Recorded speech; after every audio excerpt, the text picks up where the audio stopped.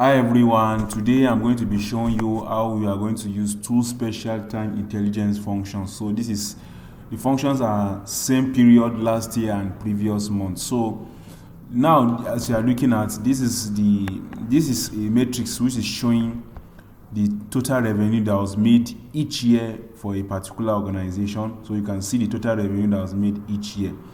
So now if I want to calculate now the growth that is from a particular year to another year, that is now going to be this particular value here. So I'm going to subtract this value from this value. That is the revenue of 2021 minus the revenue of 2020. They will now divide it by 2020 to get the growth percentage. So now, how do we now do that? Because now we are looking at our sum of revenue is actually the value of each particular year. So we need to create a measure that can give us the revenue of the previous month. In the previous year. So we want to get the revenue of 2018. That's, imagine we have 2018 data, but here the minimum year is 2019. So let's say at 2020 I want to have the revenue of 2020. So I can subtract the two of them from each other and be able to calculate the revenue growth. So now we are going to click on sales, then create a new measure. So this new measure I'm going to be creating now is going to be previous year sales. So this is the sales that was made in the previous year. So anytime a year is selected, we get the amount that was made in the previous year. So previous year sales is now going to be equals to, I'm going to use the calculate function.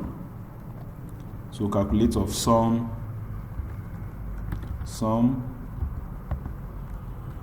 sales revenue. So sum sales revenue of previous year, same period last year. So of previous year, that which is in our date column.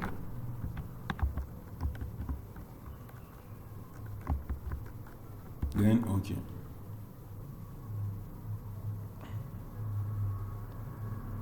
So you can now see now we already have it. So I'm going to bring it to this particular place. I'm bringing it to my values then. So you can now see the value of the sales that was made in the previous year. So you can now see I have the value of 29. At 2020, I have the value of last year, which is 2019. At 2021, I have the value of last year, which was 2020. So because we don't have value of 2018, that is why here is blank. You can see also at 2022, we have the value of what last year. So now if I want to now calculate my growth, I can calculate my growth. So I can just create a new measure now called growth. Right click, new measure.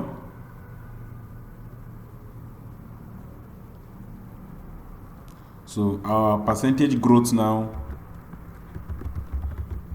is now going to be equals to, first of all, we need to subtract the current year that we are selecting from the previous. We need to subtract the previous year from the current year we are on. So that is going to be sum of sales revenue. You can see sum of sales revenue minus then previous year sales. So you can see it's previous year sales. So after we now have that particular value, then we now divide it by previous year sales. So this is where I'm going to introduce the divide function. So divide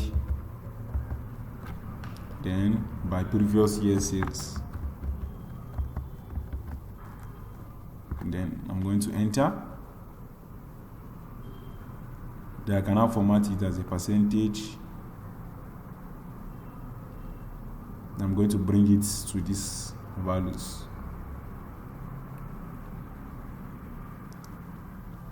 So you can see now, since we are just having, it is just, we know that 2021 as the previous year of 2020 and 2020 as the previous year of 2019. So these are the two values we are just interested in. So I can just right click on this and put exclude. So you can see this is what we have now. You can see the growth of 2020 is 6.82%. The growth of 2021 is 7.86%. So this is how you can calculate the previous year, the total of a previous year using your DAX query. What if you want to do that of previous month? So I also don't want to do that of previous month too. You can follow the same procedure. So let me just click on this. So I'm just going to remove the year and drag my months to the rows. So this is the months I have. So let me just select 2021. I'm going to be doing for 2021. So you can see this for 2021. So I have to go to the previous year sales. So let me just trying to create, let's create a new measure, but let me first of all copy this measure. I'm going to copy this, then create a new measure.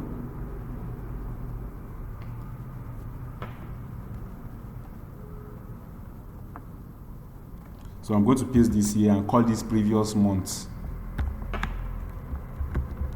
Previous, or sorry, let me just call it PM sales, previous month sales.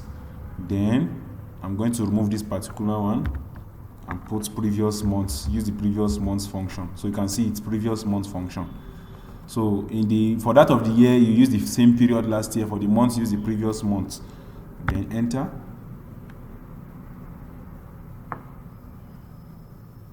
So then I'm going to bring this here.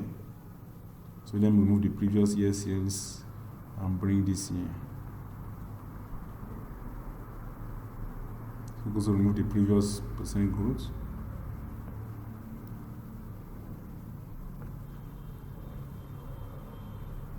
So you can see it now for the previous months. Now you can see it. You can see that of February, we have 27 million plus, sorry. Then that of March, we have 20. You see, February it was 29 million. The previous month was 29 million.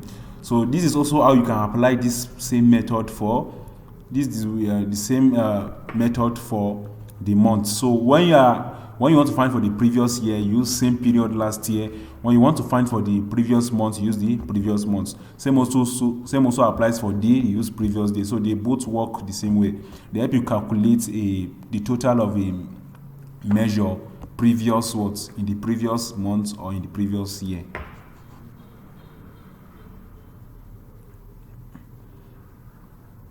So that's all. Thank you very much.